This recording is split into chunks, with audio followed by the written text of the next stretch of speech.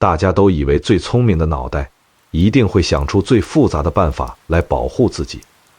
就像咱们很多台湾的欧吉桑、欧巴桑，为了防小偷，在家里装了7、8道防盗铁门，还加了指纹锁、密码锁。结果有一次钥匙忘在屋里，自己都进不去，真碰上火灾，连逃都逃不脱。但今天老高要讲一个完全相反的故事。唐朝有个通天彻地的算命先生，他算得准2000年的历史，死后给自己选的坟墓却连一块砖头都没砌，就是一堆光溜溜的黄土。结果1300多年过去了，别人那些堵满机关毒药的豪华大墓全被挖成了烂窟窿，而他这个什么防备都没有的土包子，却安安稳稳地躺到了今天，连上面长着的青苔都没人碰过。各位乡亲大家好，这里是睡前故事会，我是你们的老朋友老高。你要是喜欢听这些藏着人生大智慧的老故事，记得听完给老高按个赞，在下面留句话，再顺手订阅频道。你的支持就是老高继续讲故事的本钱。今天咱们就用最接地气的大白话，把这个唐朝最厉害的大聪明袁天罡的底细从头到尾捋一遍。先拉时间线到1300多年后，也就是现在的陕西省终南山脚下，那里躺着2座很有名的老坟，主人都是唐朝顶级的算命大师，一个叫李淳风，一个叫袁天罡。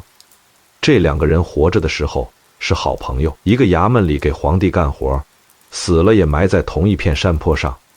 距离近的老人家吃饱饭溜达几分钟就能走到。他们吹着一样的晚风，晒着一样的日头，但过了1300多年后，2座坟的下场，一个上天，一个入地。先讲李淳风这个人，他铁了心相信技术，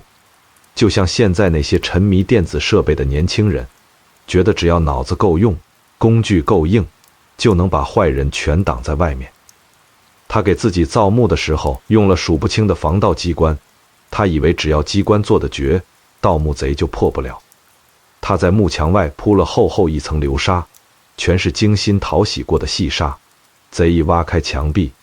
沙子就像瀑布一样塌下来，能把人埋得连哼一声都来不及。他还在通道里藏满暗弩，几百支涂了剧毒的箭头引在石缝里，只要有人踩到地砖上的机关，这些箭就会噗噗噗把人射成刺猬。他甚至把石头缝里填满了几10种有毒的防腐材料，发着绿色的光，想毒死那些贪心的人。李淳风觉得自己这个设计完美的像天书，他花了数不清的钱，请了数不清的工匠，把坟墓修得跟铜墙铁壁一个样。他安心地躺在里面，以为能睡上几千年，绝对没人能碰他的宝贝。但他忘了一件事，人的贪欲是没有底的，你机关算尽，架不住别人要发财的狠劲。这1300年里，一代又一代的盗墓贼前赴后继地来破解他的机关，流沙被他们用木板一块块挡住，然后一点一点掏干净。毒箭过了几百年，箭头早就锈断了，弹簧也失了力，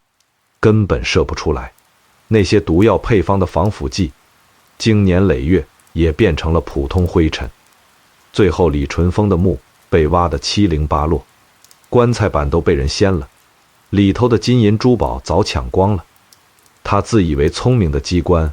不过是把被盗的时间拖延了一丁点而已。可你要是顺着山路往旁边走几百米，去看看袁天罡的坟，会发现一件夸张到离谱的事。袁天罡的坟墓从头到尾就是一堆黄土，没有流沙，没有暗弩，没有毒药，连块像样的碑石都没立，就是一个普普通通的土堆。走过去不小心还以为是谁家农夫堆的粪土包，可就是这么个不起眼的土包，1300多年里居然没有盗墓贼来挖过一下，连上面的草都没人踩歪一根。你肯定会想，这怎么可能？难道是盗墓贼走到这儿突然大发善心，觉得这老头太穷，所以放了他一马？不对，盗墓贼连穷人的棺材钉都要偷走，怎么可能放过一个唐朝大官的坟墓？真正的原因说出来，能让人头皮发麻。袁天罡在选这块地的时候，根本没在看什么左青龙右白虎的风水，他直接算的是1300多年后的国家政策。他找的那块荒地，不偏不倚就卡在后来国家军队的驻扎区里，那里被划成了军事禁区，高高的围墙拉满了铁丝网，每天有卫兵端着枪巡逻。别说拿铁锹的盗墓贼了，连只苍蝇都飞不进去。这就是袁天罡最吓人的本事。他在唐朝那个年代就算到了，这片现在看着什么都不长的荒地，上千年后会变成军人的营地。所以他把自己的安睡之地交给了未来的国家机器去守护。他一个机关都没做，却做到了绝对安全，因为他知道任何铁打的机关都会生锈，都会坏掉。只有历史的规律不会变，国家的军队没人敢碰。要弄清楚袁天罡为什么这么厉害，得回到他年轻时候。隋朝末年，那个喜欢到处瞎逛的皇帝当家，天下乱成了人间地狱。皇帝为了自己面子，天天逼老百姓打仗挖运河，把全部年轻人都抓去送死。地里长不出粮食，树皮都吃光了，路边横七竖八躺着饿死的人。在这兵荒马乱的时候，年轻袁天罡住在成都一个破茅草屋里，家里穷得叮当响，下雨天屋顶漏水，外面大雨里面小雨，锅碗瓢盆全摆出来接水，屋子里永远一股霉味，睡觉连床暖和的被子都没有。那时候穷苦年轻人想活下去，一般就2条路，一是削根尖木棍跟着人家去造反，拿命拼个大饼吃，运气好了还能混个小将军；二是抱几本破书死啃，指望哪天遇到哪个瞎了眼的好心大官收留下来写字混饭。可袁天罡2条路都没选，他觉得这些都是凡人的想法。他每天最爱干的事就是蹲在漏水的屋檐下，抬头看星星发呆，手里磨着几颗滑溜溜的石头，在泥巴地上画来画去，研究古书里的八卦。他不种田，不打零工，邻居都笑话他疯了，连饭都吃不饱还看星星，星星能当饭吃啊？但那些人根本不明白，在袁天罡的眼睛里，天下大乱不是老天爷发脾气，也不是什么妖怪作祟，这个世界就像一台庞大的机器，天上的星星怎么走，地上的河流怎么流，一个人走路说话的姿势，都是这台机器运转的规律。他把全部心思钻在这些规律上，把自己变成了一个能看透世界运行的人。他知道雨什么时候下，风什么时候停，甚至哪个朝代什么时候要倒台。他觉得只要掌握了这些规律，就能在乱世里安安稳稳活下去。很快，那个把人逼上绝路的隋朝垮了，唐朝在废墟上立了起来，老百姓不用天天打仗了，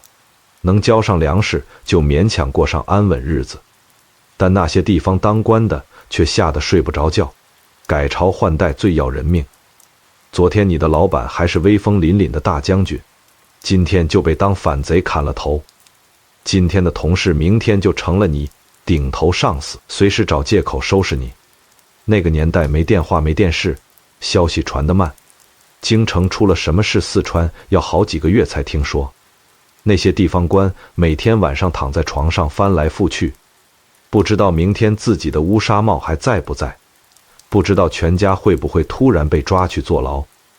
他们迫切要知道未来会发生什么事，需要一个指路明灯。这时候袁天罡的本事就派上了用场。他没有像街边算命先生那样扯块布到处吆喝，也没有大声叫卖自己算得准，他就安静地坐在自己那个破院子里，等着客人自己找上门。一开始只是衙门里跑腿的小职员，下班顺路找他算算能不能多拿点薪水，家里的老婆能不能生儿子。袁天罡随口说几句，竟然全中了。没多久，大家发现这个穷小子算得准的离谱，简直像神仙下凡，一传十，十传百。那些穿绸缎喷香水的县长、州长都偷偷摸摸在夜里坐着小轿子来到袁天罡家，不敢白天来，怕被人说迷信。你想象一下那个画面，袁天罡的院子满地都是下雨后的烂泥巴，坑坑洼洼。那些平时在衙门一拍桌子就能决定别人生死的大官，现在像做错事的小学生一样，小心翼翼拎着华丽衣裳踮脚走路，怕弄脏了名贵鞋子。他们低声下气地站在袁天罡面前，从口袋里摸出沉甸甸的金子银子放在桌上，问的问题一点都不清高，不是关心天下苍生，都是实实在在的私心。先生，你看我今年能升官调到京城不？先生，我这边派系会不会被抓去砍头？先生，我那死对头什么时候倒霉？袁天罡坐在一条破木板凳上，手里端个粗碗喝最便宜的茶叶渣，静静看着这些大官的脸。他能从那些人脸上看出好多可怕的事，因为他们天天大鱼大肉又睡不好，脸是浮肿的，眼里全是血丝，手指微微发抖。袁天罡脑子里转得飞快，他结合天上的星象和这些人的面相，一眼就看穿了他们的结局。他甚至能看见大唐王朝未来几年里会发生的大屠杀，哪些官员再过几个月就要被抄家掉脑袋，那种将死之人的死气已经浮在脸上，挡都挡不住。但他什么可怕的话都不说，因为他知道，如果他把国家未来的大灾难说出来，谁会死，谁会灭族。这些当官的肯定会以为他疯了，马上拔刀杀了他，或者把他当散布谣言的坏人抓去坐牢。在大家都只关心明天吃什么、赚多少钱、升多大官的时候，去谈国家大事和几百年后的生死，是非常愚蠢也非常要命的。这些当官只想听好话，听能帮他们发财的话，所以袁天罡把所有秘密藏在心里，不紧不慢喝一口茶，然后用平平淡淡的声调告诉他们想听的答案。大人，你3个月后会接到京城的信，会升官发财。大人，你今年会破一点财，但人很安全，没事。他不讲深奥大道理，只讲大家关心的升官发财，把那些高深莫测的天机用最通俗的大白话包装起来。那些当官的一听，心里石头落了地，晚上终于能睡个好觉，千恩万谢把金子留下就走了。袁天罡就这样靠着看穿别人的贪婪和恐惧，在这乱世里既赚到了钱，也保住了命。他知道普通人只能接受普通的答案，讲得太深奥反而会惹来杀身之祸。袁天罡名气越来越大，钱也越赚越多，他不用出门干活，坐在家里喝茶，四川各地的消息就自动送上门。后来连四川北部一个叫利州，也就是现在四川广元那里的武将军，都知道了他的名字。这个武将军是跟唐朝开国皇帝一起打天下的功臣，管着好几个大城市，手里实权很大。他本来是在山西做木材生意的，因为眼光好，在皇帝最困难的时候，把全部家产拿出来帮皇帝招兵买马，后来才当上大官。但他心里一直不踏实，因为唐朝特别看重家族背景，他这种暴发户没根基，那些大家族出身的官员背后看不起他。他担心自己辛辛苦苦挣下来的家业到了儿子那一辈守不住，所以迫切地想找个高人来给家里人都看看相，看看后代有没有出息。他派了豪华马车，带了很多贵重礼物，把袁天罡从成都请到了家里。在那个点着桂香料的大客厅里，袁天罡像平时一样安静地坐着喝茶。武将军热情招待完，急急忙忙把家属叫出来给他看。先出来的是武将军跟前妻生的2个大儿子，长得高高大大。袁天罡扫了一眼说，这2个孩子以后都能当上刺史这样的大官，能保住你家财产。武将军很高兴，摸了摸胡子，接着现在的太太杨夫人也出来了，是个大家族出身的千金小姐，气质很好。袁天罡看了一眼，说：“夫人面相好，骨头长得很特别，以后会生下非常尊贵的孩子。本来这只是一场普通看相，大家听了开心，袁天罡拿了红包走人就行了。但这时候杨夫人因为听了夸奖，心里也高兴，就叫保姆把家里最小的一个婴儿也抱出来，想让大师看一看，沾喜气。那个年代有钱人家为了好养活，常常把小女孩打扮成男孩子的样，这个婴儿就穿着一套精致的男童衣服。袁天罡一开始没太在意，漫不经心抬起眼皮瞄了一眼，可就他看见那个婴儿眼睛和额头的那一瞬间，手里的茶碗猛地一晃，滚烫的茶水溅到手上他都没感觉，他那张永远没有表情的脸瞬间变得惨白，嘴唇都在打哆嗦，因为他看到这个婴儿的眼神深沉的不像个小孩子，那里面好像装着整个宇宙。他后背唰地冒出一层冷汗，心里大喊：这怎么可能？这不可能！武将军和杨夫人看袁天罡这副失态的样子，吓了一跳，赶紧紧张地问先生：这孩子是不是有毛病？是不是命不好？袁天罡使劲吸了一大口气，拼命忍住站起来逃跑的冲动，用发抖的声音说出一句话：这个孩子长得像龙像凤，是非常尊贵的面相。如果她是个女孩，那真是不可用言语来形容的尊贵，简直没法想象。武家人听完长长松了口气，高兴得不得了。他们以为袁天罡的意思是这个女孩以后能进皇宫当贵妃当皇后，这就是古代女人最尊贵的地位了，他们家就能变成皇亲国戚。但他们根本不知道袁天罡嘴里那个不可言喻到底藏着多可怕的秘密。现代人看电视剧，以为袁天罡只是看到了未来女皇的威风，所以惊讶，觉得这是好事。其实根本不是。要了解那个年代的背景，那是一个男尊女卑的时代，女人在家听父亲的，嫁人听丈夫的，老了听儿子的，这是写在法律和道德里的规矩，谁打破谁就是大逆不道。在一个这样的社会里，女人想当皇帝绝不是励志的事，那代表天下大乱，代表规矩全被打破，代表血流成河。袁天罡脑子里看到的画面是一场长达几十年的可怕屠杀。一个女人要登上皇帝宝座，她必须把唐朝李家那么多王爷孙子全杀光，斩草除根，还要把跟着打天下的功臣全部抄家灭族，一个不留。他得踩着成千上万人的尸体才能爬上去。袁天罡看到的是整个皇宫被鲜血淹没，满朝文武人头落地，护城河的水都变成红色。眼前这个可爱婴儿，就是以后那个杀人不眨眼的女皇帝。他仿佛已经闻到了浓重的血腥味。袁天罡当时心里挣扎得厉害，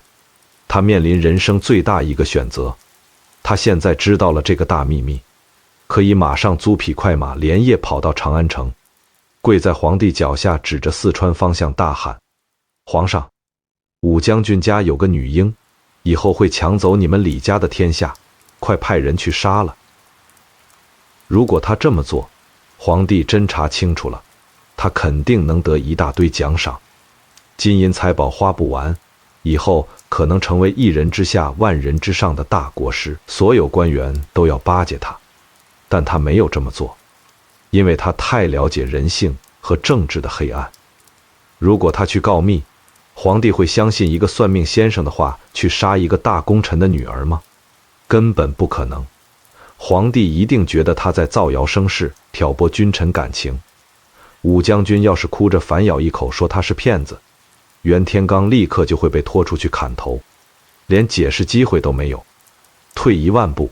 就算皇帝真信了，真的派人把武家小女婴毒死了，那知道这个天大秘密的袁天罡还能活命吗？皇帝为了保住皇家的面子，防止丑闻传出去，一定会把所有知情的人全杀掉灭口，斩草除根，只有死人才是最会保守秘密的。袁天罡算来算去，开口告密是死，不开口留在这里也是死，只要跟这件事扯上关系，就没好下场。他选择闭嘴，什么都不说，把这个秘密烂在肚子里。他随便找了个借口说家里有急事，连夜收拾行李，像逃命一样离开那个地方，一刻都不敢停留。就像半夜看到别人做坏事的路人，捂着嘴巴拼命往家跑，假装什么都没看见。他以为只要回到成都那个破院子里，继续帮普通人算算升官发财的小事，不碰国家大事，就能平安过一辈子老死。但天底下没有不透风的墙，武家人因为听了袁天罡那句极度富贵的评价，到处得意洋洋地炫耀，说四川有个活神仙看他们家小孩以后是大富大贵的人。一传十，十传百，最后传到了首都长安城，传进了皇宫，传到了皇帝的耳朵里。当时的皇帝李世民是个厉害人物，千古一帝，但他也是一个很没有安全感的人，因为他的皇位是靠杀了自己亲兄弟抢来的，所以他每天都担心别人也会这样抢他的位子，晚上睡觉都不踏实。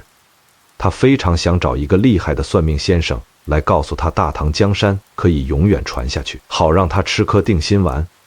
于是很多年后的一天，一队穿着亮闪闪盔甲的皇家卫兵保护着一个太监，手里拿着皇帝的圣旨，一路骑马狂奔，尘土飞扬地来到了成都袁天罡的家。在古代，皇帝的圣旨就是天，就是绝对的命令。你看见那个黄色布轴在面前打开，没有任何权利说不，你敢摇头，马上就是死罪。袁天罡连收拾衣服带点干粮的时间都没有，就被急急请上了去长安的马车。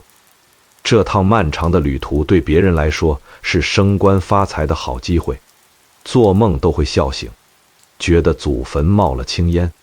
但对袁天罡来说，这是一条通往火药桶的不归路。他知道自己要去面对天底下最危险的男人。坐在颠簸的马车里，心里已经开始盘算怎么保命了。几个月后，马车终于进了长安城。这里的繁华和四川完全不一样，到处高楼大厦，穿着华丽衣裳的人。袁天罡被直接带到皇宫里那座最雄伟的大殿，柱子粗的好几个人才抱得住，屋顶特别高，人走在里面觉得好渺小，连脚步声都有回音。在空旷大殿深处，袁天罡见到了皇帝。皇帝坐在龙椅上，眼神锐利的像一把刀，在他身上扫来扫去，想把他看穿。皇帝没有跟他客气，没有请他喝茶，直接问了他心里最想知道也是最要命的问题。听说你很懂算命，能看穿老天爷的秘密，那你帮我算算，大唐江山能传多少代？我这个皇帝还能活多久？你算得准，重重有赏；算不准，提头来见。这个问题一出，大殿里的空气像结了冰一样，冷得让人发抖。旁边的太监宫女都吓得低下头，连呼吸都不敢用力。这绝对是一个送命题，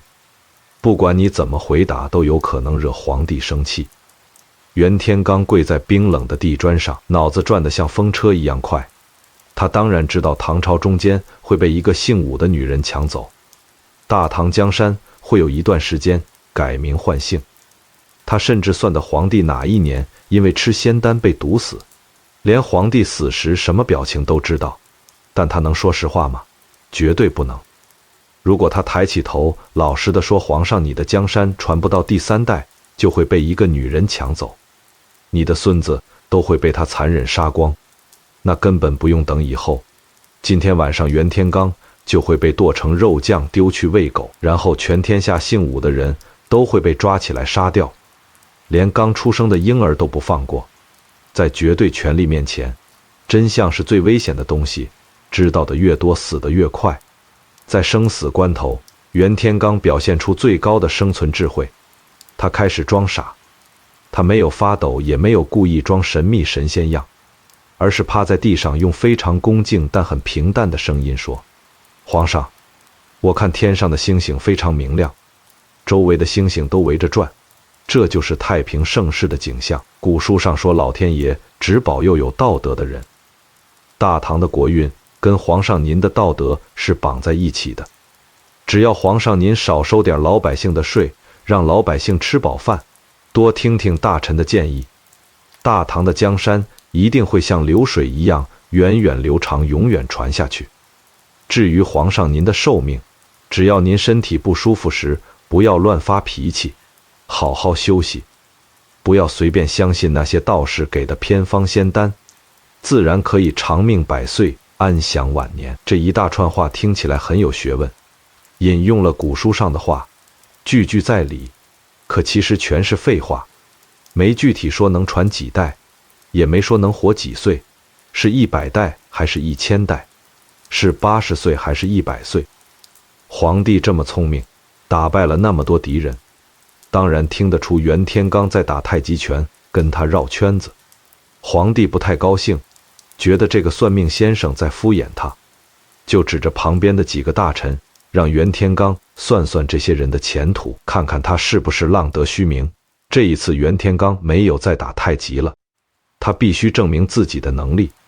如果被皇帝当成江湖骗子，那就是欺君之罪，死路一条。他集中精神看了看几个大臣，非常准确地说出了他们哪一年会升官，哪一年会被降职，甚至连他们会得什么病，是拉肚子还是头痛，都说得一清二楚。皇帝派人把他说的这些话全部记下来，收在档案里。过了几个月，甚至过了几年，这些事果然全部应验了，连的什么病都一样，一点误差都没有。皇帝彻底相信了袁天罡的本事，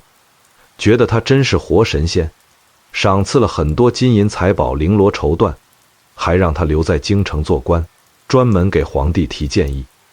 但在袁天罡看来，这根本不是恩赐，这是一个用黄金做成的牢笼。他把自己伪装成一个算命很准但不懂政治的书呆子，每天小心翼翼陪在皇帝身边，就像走在薄冰上面，一不小心就会掉进冰冷的河里淹死。在京城里，他遇到了李淳风。李淳风也是个算命看星象的高手，但他是一个十足的技术狂人和书呆子，只对天文地理感兴趣，每天研究数学历法，完全不懂政治里的弯弯绕绕，不知道人心有多险恶。皇帝觉得他们俩很厉害，一个是看面相高手，一个是算数字高手，就给他们下了一个秘密任务，叫他们两人一起推算唐朝以后的国家命运，看看大唐之后会发生什么变化。这就是后来很有名那本预言书的由来。那本书据说能一直预言到世界末日。他们被关在一个安静房间里，可以说被软禁了，外面全是拿武器的卫兵日夜巡逻，连只苍蝇都飞不进去。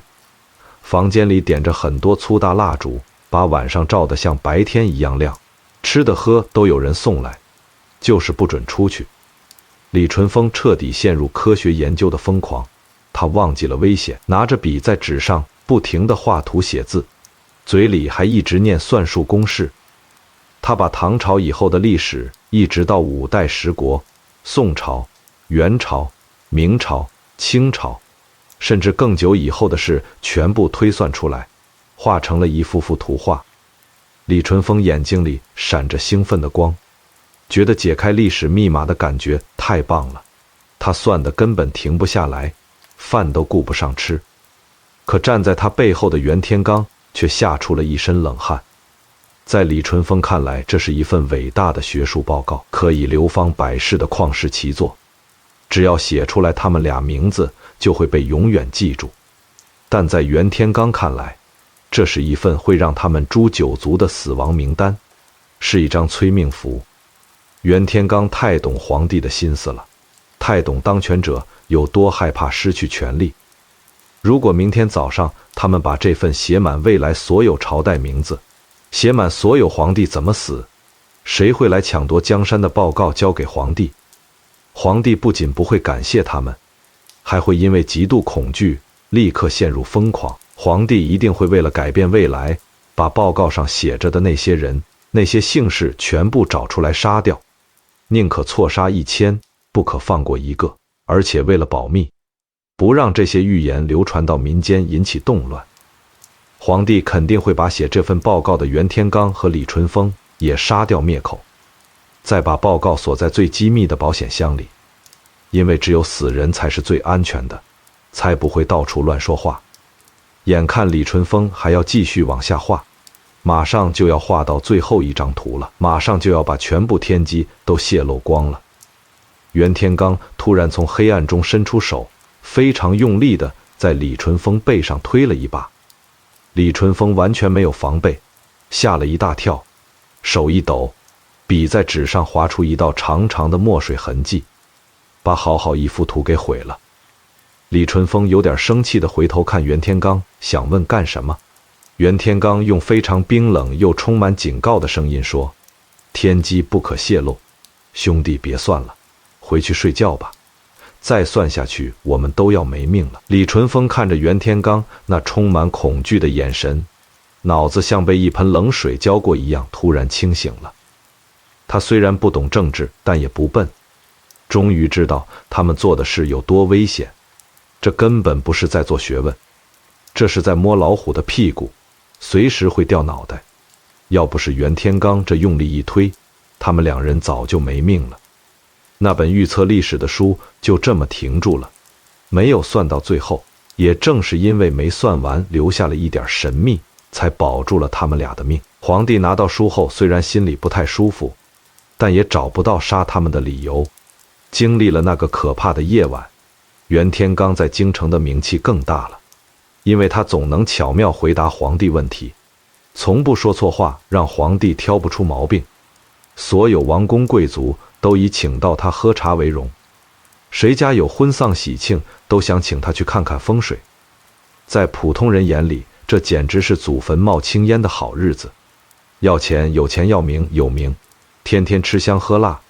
走到哪里都有人奉承。但袁天罡心里很清楚，这个皇宫就是一个随时会爆炸的火药桶。他知道自己知道的太多了，皇帝心里有很多秘密他都知道。只要哪天皇帝心情不好，或者有人在皇帝耳边说他的坏话告密，说他妖言惑众，企图谋反，他随时就会被拖出去砍头，甚至还会连累在四川的亲戚朋友。他必须马上逃离长安，逃得越远越好。但他不能随便写一封辞职信说年纪大了想回家养老抱孙子，因为皇帝正在用人的时候，你突然说要走，皇帝一定会怀疑你是不是察觉到了什么危险，或者是不是有人要造反，你提前知道了，甚至怀疑你要去投靠别的野心家。如果给不出好理由，皇帝是绝对不会放你走的。所以袁天罡想了几天几夜，写了一封非常奇怪的辞职信。信上他没说自己生病，也没抱怨薪水太少，更没说想念家乡。他用非常专业的风水算命术语说丞相火不合，意思是他的命格和长安城现在的气场发生了严重冲突，水火不容。如果他不离开这里，他的命就会被克死，马上就有大灾难。不但他倒霉，还可能影响到京城的风水。这个借口找得非常完美，天衣无缝。他用风水和算命的理由，成功绕开了所有政治猜忌。他不谈国家大事，只谈自己命理。皇帝是个非常相信风水天象的人，面对这样专业的问题，根本找不到理由拒绝。如果强留袁天罡，万一真影响了京城风水怎么办？谁也担不起这个责任。最后皇帝只好同意他离开，在公文上签字盖了玉玺，派他到四川一个很偏远的小县城当县长。那个县城叫火井县，因为地底下有天然气经常冒火而得名。皇帝觉得把他放到这么偏远的地方，应该就惹不出什么乱子了。几个月后，那个曾经在皇宫陪皇帝聊天、喝贡茶、吃山珍海味的高级国师，换上了一身洗得发白的长袍，安静地坐在火井县破旧的县衙里。火井县非常穷，连县衙的墙壁都在掉灰。袁天罡在这里的日子完全变成了一个处理鸡毛蒜皮琐事的村长，不再谈论国家大事，不再看满天星斗。你想象一下那个画面，每天早上县衙外面的鼓被敲响，有人来打官司。袁天罡坐在大堂上，手里拿着惊堂木，下面跪着2个因为一点小事吵架的老农夫，一个气呼呼地说：大人，他昨天半夜翻墙偷了我家的老母鸡，那只鸡每天都会下蛋的。另一个大骂：你胡说八道，那只鸡是自己贪吃飞到我家院子里来的，我凭什么要还给你？袁天罡那双曾经看透了几千年历史，看到过无数人头落地的眼睛，现在却非常专注地盯着地上那只咯咯叫的芦花鸡。他耐心听完2个农夫吵架，不嫌烦也不嫌吵，然后翻了翻唐朝的法律规定，最后非常认真的，像是在判决什么国家大案一样宣判：偷鸡的赔30个铜板，各打50大板，把鸡还给人家，以后大家还是好邻居，回家去吧。他就这样日复一日把自己泡在这些无聊的琐事里，处理张家的狗咬了李家的猫，王家的田被赵家占了一点点。很多人以为预言家应该高高在上，穿着白色衣服住在深山老林里喝露水，不食人间烟火。可袁天罡却在努力扮演一个平庸的只会按规矩办事的基层公务员。他不再看星星，不再算命，不再给任何人看面相，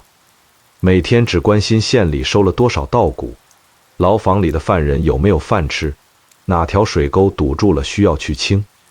他为什么要这么做？堂堂一个大国师为什么要委屈自己在一个破地方天天跟农夫打交道？因为他深深明白，在这个充满危险的世界里，在皇帝一句话就能杀人的时代，对抗皇帝权力的唯一方式就是让自己变得非常平庸，而且一点危险都没有。你如果跑深山隐居装清高，皇帝还是会派人天天盯着你，怕你借神仙名义搞乱子，写书骂皇帝。只有当你每天为老百姓丢了几只鸡的事伤脑筋，为了几包稻谷跟人吵架，满身烟火气，皇帝派来的密探回去报告说袁天罡天天在处理偷鸡摸狗的事，皇帝听了才会哈哈大笑，才会真觉得他是个老糊涂了，没有野心了，才会放心把他从危险名单里彻底删掉，不再管他死活。袁天罡就是用这种装傻的办法给自己换来了一张最安全的保命符，这叫做大智若愚。时间就这样平平静静过去了好几年，袁天罡在火井县过着无忧无虑的日子，直到公元635年的春天，长安城的皇帝可能遇到了什么麻烦事，或者生病了觉得害怕，突然又想起这个算命很准的袁天罡，想叫他回去再帮忙看看风水。皇帝派了一个使者，带着很多人从大老远跑到四川，要接袁天罡回京城当大官。当使者在县衙里念完圣旨时，县里其他官员都激动地跪在地上磕头，觉得他们县长终于要飞黄腾达了，他们也能跟着沾光去京城吃香喝辣了。可袁天罡站在那里，脸上一点高兴的表情都没有。他没有激动，平静地接过圣旨，连去后院收衣服、叫老婆收拾行李的动作都没有。他看着那个笑眯眯以为自己立了大功的使者，用非常平淡的声音，就像在说今天晚上吃什么一样的语气说：真是辛苦你跑这么远了，路不好走吧？不过我恐怕是回不去了，你只能自己一个人回去复命了。使者愣了一下，以为他在客气，或者嫌官不够大，拼命说皇帝有多看重他，回去一定能当宰相。袁天罡摇摇手制止了使者的话，指着自己心脏说：我的寿命就在今年4月份结束，我已经没有未来了，皇上的恩典我只能下辈子再报答了。他说这句话时没有一点点害怕，也没有伤心或者遗憾。普通老百姓面对死亡总会觉得恐惧，吓得哭出来，会花大钱买好药，找最好医生，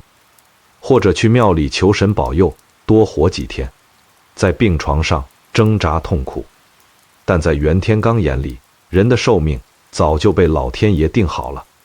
就像电脑程序一样，早就写好了代码。他知道自己人生的终点在哪里，哪一天哪个时辰他都知道得一清二楚。既然已经看到了终点，再怎么挣扎也没有用，花再多钱也买不到一天的命。他坦然地接受了这个结果，就像接受每天太阳一定会下山，春天过了就是夏天一样自然。在他生命最后一段时间，他向朝廷请了病假，把工作交接好，离开了那个保护了他好几年的火警线。他最后一次回到长安城外面的终南山下，当时他的好朋友李淳风正在那里大兴土木，指挥几百个工人建坟墓。李淳风的坟墓建得非常复杂，像一个地下堡垒，流沙、毒箭、滚石什么都有。李淳风很得意地跟来看他的袁天罡说：“袁兄，你看我这个坟墓，可以说是天下第一牢固，绝对能把想来偷东西的盗墓贼杀个片甲不留，让他们有来无回。”袁天罡看了看那些复杂的机关和忙碌的工人，微微笑了一下，什么都没说。他在旁边找了一块非常普通的荒地，上面长满了杂草。他没有叫工人去挖流沙坑，也没有去准备毒药暗器，只是拿罗盘看了方向，测了一下太阳的方位，就决定把自己埋在这里。不用修什么豪华墓室，挖个坑埋了就行。因为袁天罡知道，再坚固的木头都会在泥土里烂掉，再厉害的铁打机关都会在潮湿的地下生锈卡住。用物理的方法去防盗墓贼，防不住时间的侵蚀。100年防得住，1000年怎么防得住？只要有足够的利益，别人就算用牙齿咬，也会把你的坟墓咬开。他站在那块长满杂草的土地上，目光没有看着石头和泥土，他看向了1300年以后。他脑子里飞快地计算，算出了这块不起眼的山坡在经历了无数个朝代的兴亡，无数次的战乱和平之后，会被未来的国家划入绝对的军事禁区，那里会建起最强大的军队基地。他把自己的安全没有交给那些冰冷的机关，而是交给了未来的历史规律去保护，交给了未来的国家去保护。他什么防盗措施都没做，连一块指路的石碑都没留下，却完成了最完美的防守。没有任何人能突破国家的军队去挖一个古人的坟墓。这是他在人世间最后一次算命，也是最精彩、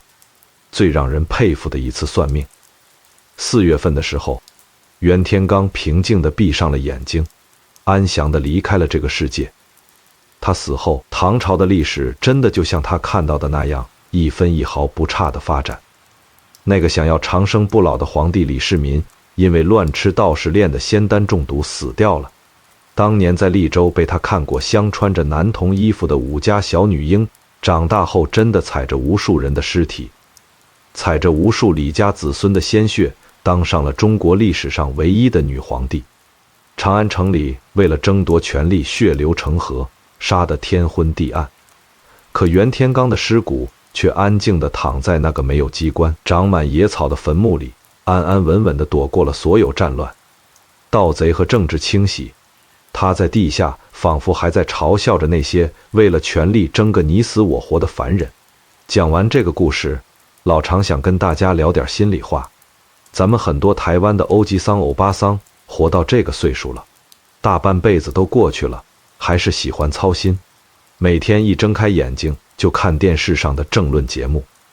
看到那些名嘴吵架，自己也跟着生气，操心国家大事，操心谁当选谁落选，好像自己多投一票就能改变世界一样。回到家里还要操心儿女工作好不好，老板有没有欺负他们，操心孙子明天的考试能不能考100分，补课班的钱交了没有，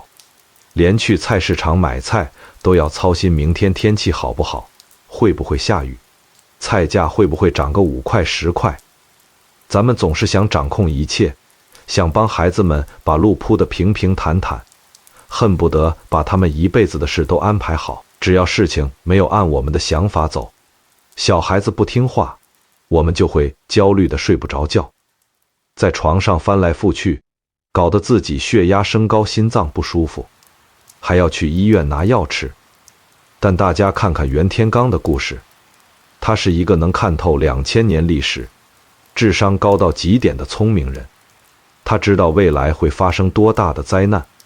知道有多少人会死掉，连皇帝怎么死他都知道。可他从来没有想过去强行改变什么，他没有跑到大街上去大喊大叫，也没有组织军队造反。他知道在这个巨大的世界面前，个人的力量是非常微小的，就像海边的一粒沙子，每个人都有每个人的命运和造化。孩子们该吃的苦一分都不会少，因为那是他们成长必须经历的磨练。该流的眼泪一滴都无法省略。既然老天爷都安排好了，既然该来的总会来，我们又何必每天把自己搞得那么紧张焦虑呢？你操心事情会发生，你不操心事情一样会发生，那不如开开心心去面对。咱们老人家操心太多，每天在儿女耳边念叨，反而会招人嫌，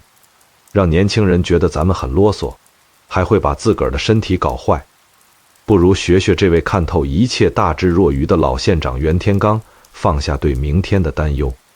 放下对未知的恐惧。儿孙自有儿孙福，他们有他们自己的路要走。现在的年轻人比咱们聪明多了，他们懂电脑，懂网络，不需要咱们这些老骨头去指挥他们怎么做。咱们辛苦了一辈子，现在最重要的事就是把眼前的3餐吃好，清淡一点，营养一点。早上去公园甩甩手，散散步，跟老朋友泡泡茶，聊聊天，下下棋，把每一天的日子过得平平静静的。晚上早点关掉电视，少看那些让人心烦意乱的新闻和吵架节目，也少滑一点手机，保护老花眼。好好洗个热水澡，舒舒服服睡一觉，不去想那些咱们根本控制不了的事，这才是真正的养生之道。健康不是花大钱吃多少名贵补品吃出来的，健康是把心放宽，少管闲事养出来的。你的心宽了，气顺了，病自然就少了。夜已经深了，外面也很安静了。希望今天老常讲的袁天罡故事，能让你放下心里的包袱，不要再为了那些琐事烦恼了。在历史长河里，咱们都只是非常渺小的一粒沙，几百年后谁还记得谁呢？所以不需要去强求什么，也不需要去害怕什么，顺其自然，好好照顾自己，活在当下，过好每一天，比什么都重要。感谢大家的收听，老常祝你今晚有个好梦，一觉到天亮。咱们下期节目再见。